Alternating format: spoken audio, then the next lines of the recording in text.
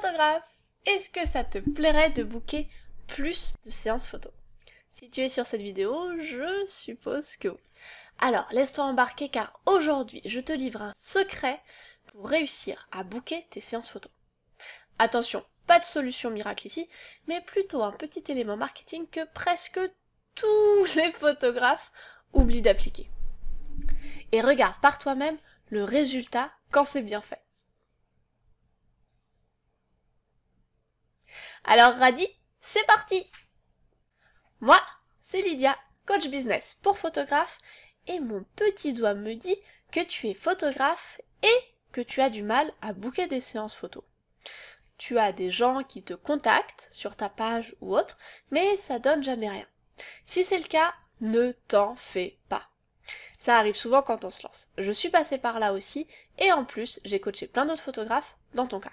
Alors aujourd'hui, je vais te livrer un secret pour t'aider à changer tout ça et surtout à lever le mystère sur pourquoi tu ne bookes aucune séance photo. Et oui, parce que je sais que ça peut être super, terriblement, horriblement déprimant quand tu as quelques contacts, mais que ça n'aboutit jamais. Soit parce que c'est trop cher, trop loin, ou même parce que tu t'es fait ghoster, ça arrive. Et encore, je parle même pas des gens qui te posent un lapin à la dernière minute et que tu attends des heures sur le lieu du shooting, n'est-ce pas? J'espère que tu n'as jamais vécu ça. Bref, aujourd'hui, on va faire en sorte que tu n'aies plus jamais d'inquiétude à l'idée de subir ça et que tu arrives à booker des clients de façon efficace quand ils te contactent sur tes réseaux ou ton site internet. Alors, rentrons directement dans le sujet en mettant le doigt sur l'étape essentielle que, je pense, tu es en train de rater. Et je vais faire ça avec une question toute simple. Est-ce que tu sais avec quel type de client tu voudrais tout le temps travailler? Genre, vraiment. Est-ce que tu connais son prénom, sa famille, ses envies, ses besoins, ce qu'il ou elle aime faire pendant son temps libre? Est-ce que tu connais ses plus grandes peurs, ce qu'elle redoute, les endroits où elle va et avec qui? Si la réponse est oui, félicitations! Tu as déjà fait 80% du chemin et je te conseille d'aller voir mes autres vidéos pour t'aider à trouver le petit élément qu'il te manque pour réussir. Par contre, si la réponse est non, ne cherche pas plus loin. Sans cette étape, ce sera très difficile, voire même quasiment impossible, de convertir tes demandes d'information en clients fidèles et qui reviennent. Pourquoi? Tout simplement parce que ça veut dire que tu ne sais pas ce que tu vends, à qui tu le vends, ni comment le vendre. En gros, ce type de client avec qui tu aimerais tout le temps travailler, eh ben, on appelle ça le client idéal.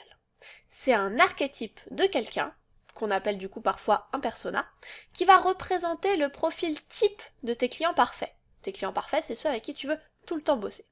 En gros, on va faire comme dans les séries policières et on va profiler quelqu'un. On va prendre son âge, son genre, sa situation professionnelle et sa situation personnelle et on va établir une carte d'identité. À cette carte d'identité, on rajoutera une partie carte psychologique avec notamment les questions sur ses peurs, sur ses besoins, ses envies, etc. Un petit peu comme celle que je t'ai posée tout à l'heure. Et tu sais, il faut que tu connaisses ce persona sur le bout des doigts, là, de tous tes doigts, comme si c'était ton ou ta meilleure amie. Par exemple, je sais que mon client idéal à moi, elle s'appelle Sonia. Elle a 32 ans, elle est en couple sans enfant, photographe pro depuis quelques années, mais elle n'arrive pas à en vivre correctement.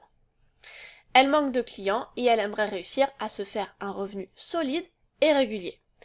Petit problème, elle a souvent honte de ses tarifs quand elle les présente à ses clients et en plus elle n'arrive pas bien à se vendre.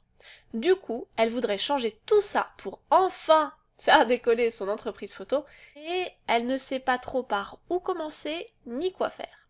Et puis bon, j'ai 3 autres pages qui décrivent toutes ses envies, ses peurs, ses besoins, etc. Donc je vais t'épargner ça dans cette vidéo.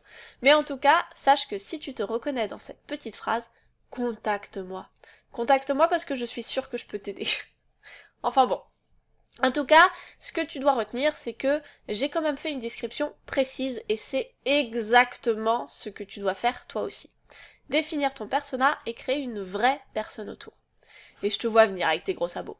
Mais Lydia, si je fais ça, je vais me fermer à mes autres clients. Eh bien non!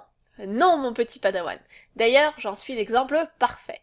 Même si mon client idéal à moi est plutôt féminin, je l'ai vu, elle s'appelle Sonia, ça ne m'empêche absolument pas de travailler avec des hommes. Et d'ailleurs, je suis ravie de les accueillir en accompagnement marketing. Pareil, bien que je sois spécialisée pour les photographes, eh bien, j'ai parfois des demandes de la part de graphistes ou d'autres prestataires de services pour justement les accompagnements marketing.